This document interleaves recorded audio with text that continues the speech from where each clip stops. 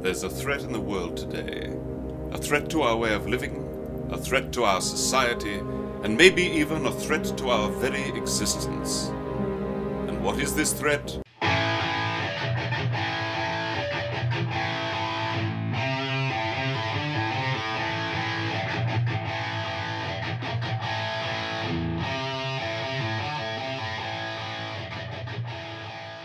So that's pretty much wrapping up segment one there. Moving on to segment number two. Segment number two. So, did you get a chance to watch it? You watched the F1? F1000? Yeah, I watched it this morning when I got like up. the way they claim that. But before we get into that, where do you go for all your information on sports, racing, whatever, Tommy boy? I'm terrible about that. I need to do that. BWSPORTS1.com. That's right, man. BWSPORTS1.com. You can check out all the happenings with Checkers and Wreckers, Black and White Sports, and coming soon, esports and whatnot. Esports one. So if you're like an esports fan, that's where you go to check out all your stuff. Good morning, Mr. Scott Rance. Mr. Rance is in the house. But and with that being said, again, I'd like to congratulate our brothers at Black and White Sports, the one in the ass, with getting the deal with the Marion County Crusaders semi-pro football team. Does that deserve 2 snaps? No, that was a one-time event. That was a one-time event. I can get that down pretty good, though. That was a limited edition. Well, I've been watching. I've been practicing. Kind of like the beard limited edition. We'll see about that. I'll edit a beard on here. Okay. Like a filter. Exactly. Can I get a beard and puppy dog ears? I don't know about the puppy dog ears. Scott, we are in the right seats today. Yes, we do have our seats down. But so getting into segment number 2, I was like I really want to talk a little bit about Speedrome yesterday. Last night. Yeah, absolutely. Lead off there. Man, if you got a chance on the Checkers and Wreckers page to watch any of the videos I post, I was trying to go live and get a lot of this while I was going, and I was trying to watch the race at the same time.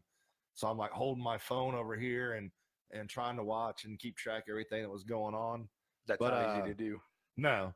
It was a great time though, man. It was some great racing. The 75 lap figure 8 main event, it held up to what it was supposed to be, man. That crossover got awful dicey at some points where you're like, oh, I was doing that on the video. And then I will have to say that congratulations to I believe it's Ben Tunney was in the number 5 car, and Jesse Tunney was in the number 1 car. They first and second. And the cool thing about that is 2 guys I know and went to school with and buddies are involved on both of those cars. I mean, Jimmy Curry with the Mojo. They had Mojo tire treatment on both cars. Nice. And then Sam Breedlove owns the number 1 car, and I believe he sponsors the number 5 car too. I could be wrong on that, but I did see the Breedlove Automotive on the number 5 car too. But they clearly were the class of the field last night. I mean, they looked strong, and Does it look like a competitive year at the Speedrome? Oh man, there's going to be some good racing out there. Nice. I will have to say though, in that 75 lap main event, there was a little blocking going on.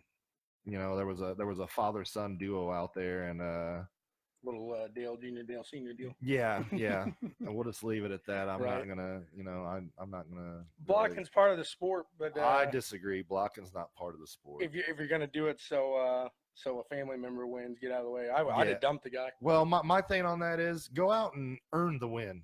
You're gonna get more gratification if you go out there and you drive your heart out and drive the wheels off the car and you put it in victory circle.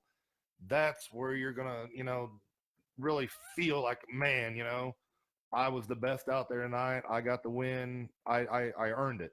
Right. Not because you got somebody back there blocking for you and holding them up so, this guy can win the race. No, that's not how you win a race. Was it a sponsorship ploy? Hey, you go Monday morning, you can go in and say, hey, I want a race, man. You want to sponsor me? So, yeah, who knows? But yeah, I mean, because like I said, I mean, blocking's part of the sport, and it is. But No. to a certain extent, No. if you're behind them, then and if it's a problem, what do? You dump them. See ya. Dump him. So he didn't get dumped. Well, he did. Oh, he did. Okay, fair enough. Oh, yeah, he did. Fair enough. Yeah, blocking's not part of the sport. Maybe in F1. I mean, you have a lot of team orders in F1 and stuff, but yeah, to me, blocking is They not block part in of the NASCAR sport. every week. Well, yeah. Some of the best. Well, I guess coming down to the final lap, you're going to expect a block there. I would hope. Well, I mean, now what you're saying is, You're saying blocking for somebody. yeah, I you're gotcha. saying as Okay, a driver, I'm and if you're with leading you. and you're blocking, I okay, took yeah, that the you're wrong going way. to see that. But two cars and one car blocking for the other. No, I that's not part took of the that the sport. wrong way. No, I'm with you there. I'm with you. You can run as a team. You want to bump draft, you do that. And you Right. ain't bump draft into the speed drum though. Yeah, but and like Mr. Hanowski commented last night, big ball racing. Yeah. Oh yeah. That is, man. You gotta have cojones to nail that throttle and come across the crossover and hope somebody don't just melee you. Oh yeah. You're like running a red light every time. That's Yeah, pretty much what you do. there was a red flag instance at one point where two cars got hooked up and they were literally stuck together, and so they had to red flag the race. So they go there and get them unstuck, and I was sitting there, I was like, yeah, just get a water hose and spray them. And everyone started laughing. I'm like, so I'm not gonna go into detail on that. If you know what I'm talking about, you know what I'm talking about. But yeah, it was I believe they call them thunder carts, maybe. I think they're called thunder carts. They had the little carts with the wings and stuff on them. Those were neat to watch. Friend of mine that I used to race karts with, Dave Kinney. I seen him out there last night, and that's the first time I'd seen him since probably Whiteland back in the day. So it was good to see him. And his son races one of those, so he was already working in. It was his first race out this season, and he brought it home to a 5th place finish out of 15. Not too bad for Jake Kinney. And then Dave, his dad, he drives. I'm not sure if they still call them street stocks. I think that's what they call them. Mm-hmm. But Dave was running his street stock. He didn't have a very good night. He was having struggles with it turning, but it was good to see them. And I believe Dave's also he owns a late model, which Jimmy was telling me he'll have it out in a couple weeks. Nice. So go back out there and see him and see his car run. So yeah, I'm definitely looking forward to going back to Speedrome, and it was a good time, man. I was down in the pits. I was loving it, smelling that race fuel and hearing those cars fire up. Man, they sound good. Oh yeah, and I was talking to Howdy before. Myself, I'm going to try. The wife is leaving me next weekend with the kids, so I'm going to try to get out to Ingalls, take them to the park, see a little racing there during the day. She's back at night. I might try to join you and see if we can't go out to the speedrome for my. It's only $35 to get in the pits. $35. Yeah. I'm there. Yeah, it's a good time. Yeah, that's my deflowering, if you will, for the speedrome. So yeah, you definitely. I'm looking forward to that. Whenever, if it's official, I want to get G-Pal. I want to get Mr. Hanowski if possible. See all those guys out there. Or I won't forget G-Pal from it was episode 2, giving me a hard time there. So definitely want to meet him, get him out there, and most definitely have a good time there. You remember that, don't you? Yeah. So yeah, guys, I just posted another poll there. You like those? Yeah, and we see how the outcome is again. Everybody's got faith in you, Tommy boy. So real quick, we're gonna be doing our picks of the week here in a little bit, but I threw up there, does Tommy Boy do it again? And switch the picks like I have been recently with the records there. So answer that. Just hey, if you want to make some money today, call Vegas and put all your money on Tommy Boy's record when it comes in. Yeah, just because they're probably going to win. Well, we only have one today. Yeah, we're only doing one pick today, but But hey, call it in, put all of it down because it could happen. So yeah, with that being said, Speedrome was a great time last night. I got to see some buddies out there. Sam Breedlove, Dave Kinney, like I said, Jimmy Curry and his son Tyler was out there. Ran into Spike Brickley, which Spike said he'll have his street stock out in a couple weeks. So we'll definitely be back out there to check him do some running. And you were, I said you're probably like a local celebrity out there when you I go wouldn't out there. say You probably celebrity. I know some people. you know people around the race. You can't go to the speedrome and not see somebody you know probably. Oh yeah. Oh, and I saw Half Pint out there last night too. Oh, Half Pint was out Half there? Pint. Who's Yeah. that? I used to race RC cars with him. Oh, okay. Yeah. Well, you pointed at the I didn't know if he was on there. No. Gotcha. I So, didn't know if that was like G Pal's nickname or something. Half Pint. Yeah. So if anybody on here is listening or whatever, check out the Checkers and Wreckers page. Like I said, I posted a lot of videos from my experience out at Speedrome yesterday. Yep. It was good to be back out at Speedrome, and it was awesome. I can't wait to go back. Absolutely. Yeah, So- you're a lot better man than I am because I always tell Ashley, like, I'm not filming stuff because I'm going to watch it. Yeah. Well, you know, with having the page, and you know, I know there's people that live across the country and can't come out to the Speedrome or whatnot. I'll bring the tripod next time. Yeah. We'll set it But, right in front of us so it doesn't get knocked. You know, I wanted to allow them to see, you know, our local racing and what we produce here in Indianapolis besides the Motor Speedway. Then you heard it here, guys. He's doing it for you out there. Well, and for me too, because I just love to be at the racetrack. Dang, dude, I tried to make you sound good. Thanks. He's doing it for Thanks. you. I am. I'm just for you. You right there. No, I not see you, not you. I see you looking You. in the screen. I can No, see you. me, I'm not doing you. it just for you. That one person tried to jump in. I know. So I've not seen you, them. not you. I know. They get back to the butt. So, yeah, we're not going to spend too much time on it, but we have to talk about it. What are we going to talk about? F1000. F1 1000th race? F1000. That's what they called it last night. F1000. Oh, did they? Yeah, that's I was watching it Early last- this morning? Well, yeah, real early this morning. But hey, Now, see myself, I went to bed and got my beauty sleep and got up and watched the recording. Charlie was probably still asleep when you got here. He was up through the whole race, so I was up with him. So I needed no caffeine. I had the 2-year-old running around, and I was watching the race. He was watching Goosebumps on the tablet or whatever. So. Yeah, but the 1000th Formula One race. That's a lot of races. The Shanghai Grand Prix. Yep. And unfortunately, the announcer said it herself. We were hoping for a more exciting 1000th race. Yeah. There wasn't much passing. Well, mid pack there was some battling back and forth. But, A little, but I up mean, not- front, nah. I mean, they stayed. I mean, the top 5, I don't think really switched much at all No, but during pits, maybe. you know, and in qualifying, it started off in qualifying. You got Mercedes and Bottas and Hamilton qualifying 1 and 2 again. Yep. That Mercedes Silver Arrow car, man, is just nobody can compete with it right now. It's tough, yeah. And those drivers aren't going to make a mistake. Well, and like we were talking about earlier, you know, I think you know, the car has a lot to do with it, but I also think Lewis Hamilton has a lot to do with it too. Mm-hmm. I mean, you can't I'm not Hamilton. I'm not a huge Hamilton fan, but I'm not going to take anything away from him. He can drive, and he is the best driver in F1 at this time.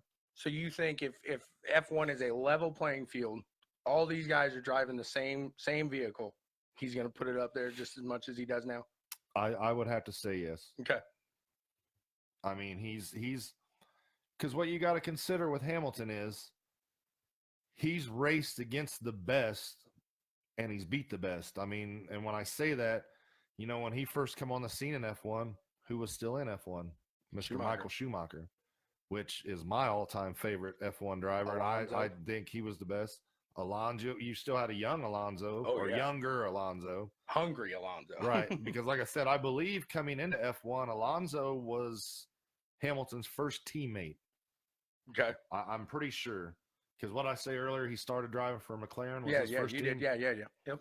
So, you know, he has the experience. You know, he's raced against Schumacher. He's raced against Alonso, Kimi Räikkönen. I mean, so he's had these guys that, you know, when people talk about F1, these names come up, and Lewis Hamilton has raced against them, and he's beaten them. Right.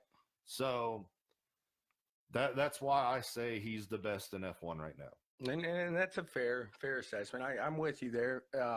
And the one thing I could, because I guess if you were to make a argument, I said Bottas earlier, but I was thinking, you know, Vettel.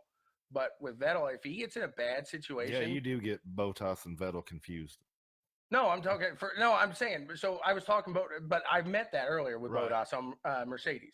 But with Vettel and Ferrari, he's a great driver, but if he gets in that situation where that car's not working right, or that if something gets in his head, If he's not happy, you know it. exactly, and you can't have that in racing. You gotta be calm, and the Iceman's the Iceman for a reason. But When you talk about Dixon, if something's going wrong in his car, he's still talking to you. He's letting you know, but he's still talking to you like he's calm, cool, collective.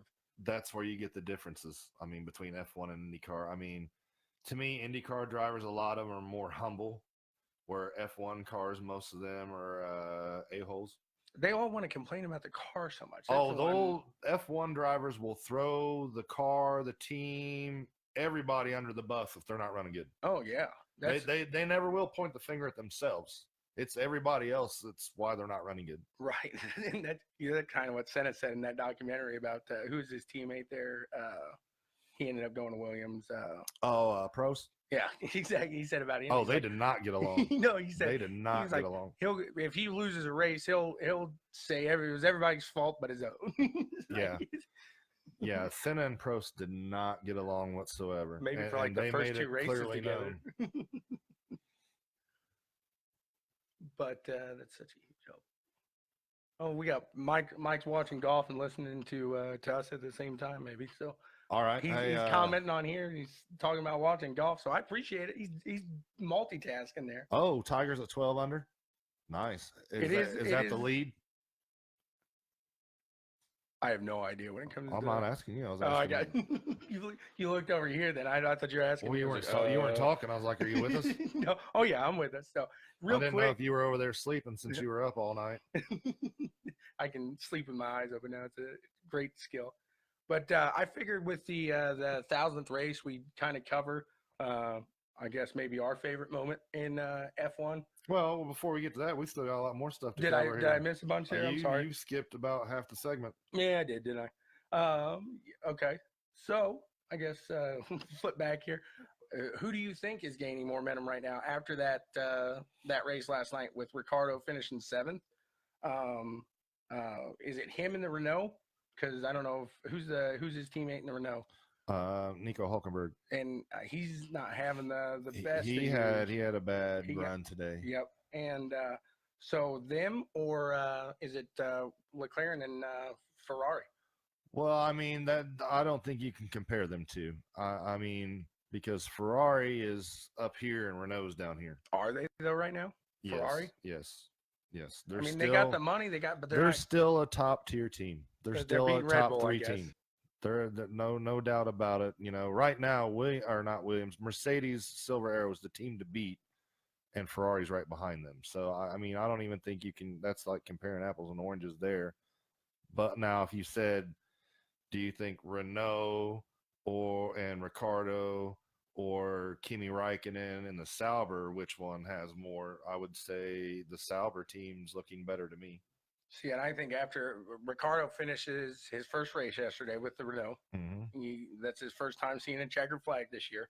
I think that gets him the little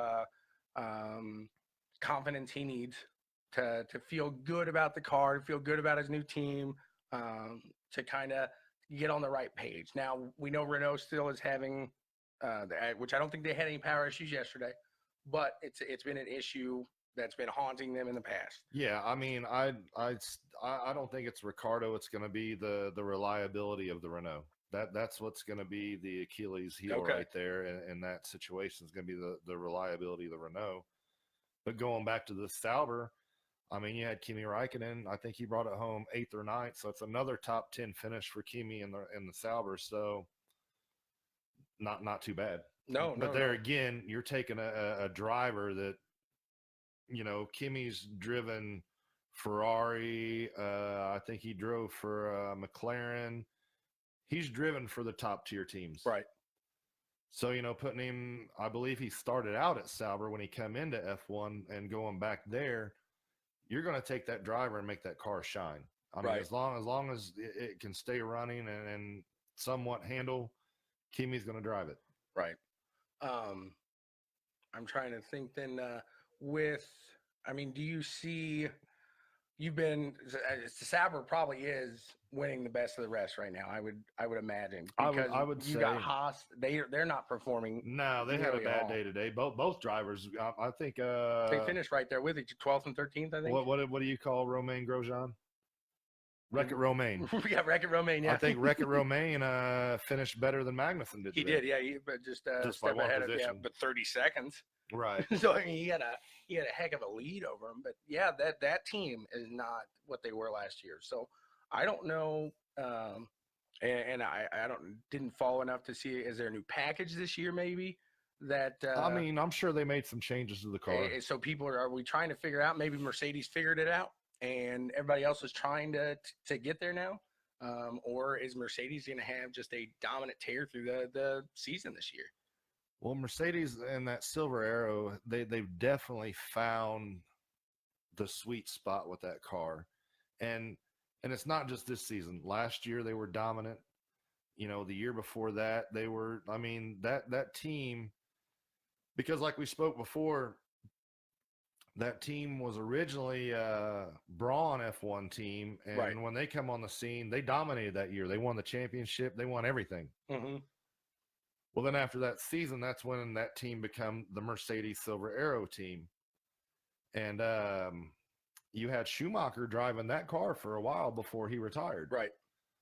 So you take a driver like Michael Schumacher with all his experience and all the different cars he's been in, he's going to, give you great feedback on what you need to do to the car. Sure. So by the time Hamilton got in that car, that was a winning car. Yeah, it was ready for him. He stepped into a loaded gun. I mean, pretty much he was ready to go. He didn't have to, and for a rookie to not have to go to the engineers in the pit and say, "Hey, this is what needs to be done." I mean, that's huge. That's a lot. People don't realize that, because that's the back end stuff. That's a lot of time. That's all. But and then to teach him on top of that, Schumacher's like, "Hey, this is what you need to look for in a car."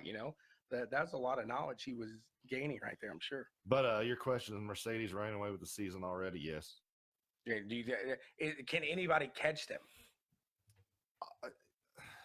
I mean, they're going to keep Ferrari's going to have a big turning point and find out.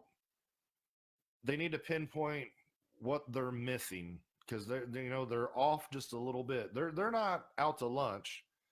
They're just off that tick from the Mercedes. So right. And I mean, saying that, then, because behind Ferrari is Red Bull. So Red Bull is not on it either. I mean, Mercedes making these guys look like kart racers. Well, but Red Bull never was that team where they were a winner. Well, I won't say that, because when Vettel drove for Red Bull, that team was the team to beat. Well, and Ricciardo was putting them on the podium pretty well, and Verstappen puts them on the podium. I don't think Ricciardo was there when Vettel was there. No, I don't think. I think you're correct there. But I'm saying the Red Bull has been. I mean, they've been on the podium now for years. I mean, so they've been that number 2, number 3 team. But you got to figure too, they changed motor plants this year, so I'm sure they're still figuring. So that is true. Yeah, things out on that, and I'm sure they made some cars, some chassis changes too. So yeah, I mean, still though, you're like you said, you're competing for podium finishes, which you can't complain about that. It's just hard to compete with that Mercedes. Right. That's all there is to it. that's all there is, and you got 2 of the best drivers in the world behind the wheel. So that's a dangerous combination there. Yep. And then the next poll really is, can Ferrari make those adjustments to I guess really get up there with Mercedes? I think they can, but by the time they get it figured out, it could be too late in the season. Right. But yeah, I mean, Ferrari's that team that, like we've spoke before, they're never going to stop. They're going to continue to work and work and work, because Ferrari's mentality is they are the best, nobody's better, and they don't stop until they reach excellence. Right. And that's just the way the Ferrari mentality is and has always been in Formula One. They consider themselves the team in Formula One. Right. So with that said, Well, hey there, Mercedes- Mr. Greg Braun. How's the weather down in Florida? It's pretty crappy here in Indy. Now after today's race, this morning's race, there is Mercedes now has done something only one other team has done, and that was Williams in '92, and that's finish 1-2 in the first 3 races. Pretty impressive. Nice. So I mean, we know the tear that Williams had in '92 because of you tearing me on to Senna. Right. Fantastic documentary. Yes, if you haven't seen that, check that out. That's a good one. Oh, Senna on Netflix? Yeah. Yeah. But I mean, that's where you see that '92 Williams team really shine. And you kind of understand what kind of car they were working with. So that says a lot for Mercedes at this point, I think. I mean, really, it does. I mean, you look back at that time, Williams was the team to beat. I mean, you had Williams, no question. Williams, McLaren, and Ferrari. Yep. Ferrari's always been in the conversation. Yep.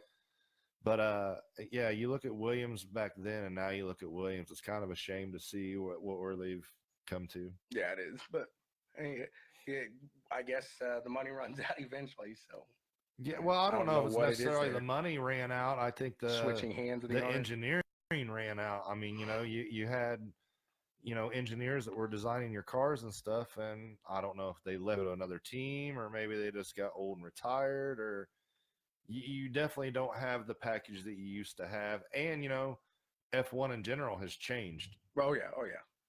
I mean, it's a multi-million-dollar industry. Maybe billion. I'm sure. I would probably say it's probably closer to the billions than. So with 1,000 races in the book, I mean, I've nearly not watched nearly that, but I mean, you've watched some F1 races. We've got some knowledge there, and we've got. I've been an F1 fan for a long time. I asked you if you wanted to share maybe a favorite moment of F1 history of your own, and both of us end up kind of somewhat similar, right? But I mean, we're in Indianapolis; it's kind of expected. So right. I'll let you lead off, and then I'll go with mine. Well, I would just have to say, one of the main reasons that I really enjoy Formula One and why I like Formula One is its ties with karting. I mean, a lot of drivers you see, well, not a lot, about every driver you see in Formula One, they have come from the karting background. Right. And karting in Europe and other countries is very, very big. I mean, they televise the races, and it's a big deal. And, your guys that win the karting championships over in Europe, 9 times out of 10, they go on to compete in F3000 or F3 or whatever they call it now. And you're saying the thousands now? It used to be called F3000. Okay. But they move up to Formula One, so that's one of my big draws and why I like Formula One. That's why I like Daniel Ricciardo a lot, is because his ties to karting, and he was just kind of an average kid that his family wasn't rich or whatever, but come up through the ranks, and now look at him in F1. So, right. But so yeah. And then my all-time favorite driver in Formula One is, of course, Mr. Michael Schumacher. I seen that man do things in a race car that I've never seen anybody do before, and that's why I always liked Michael Schumacher, and that's why I am a Ferrari fan too. Yep. So, but with that being said, one of my highlights is being at the inaugural Indianapolis Grand Prix in the year 2000. And seeing Michael Schumacher win the first of his 5 that he won out there. And, hearing the cars go around that track, you don't realize. And in 2000, I believe they were still running, I don't think they were still running V10s, but they were running V8s. Gotcha. Said, one of my highlights is being at the end. I hit the wrong button there. My bad. But, so hearing the cars come down the straightaway, they were screaming. I mean, literally, they scream when they would come down, and they sit so low, and coming through the walls right there, it would just echo. So that to me, that was awesome.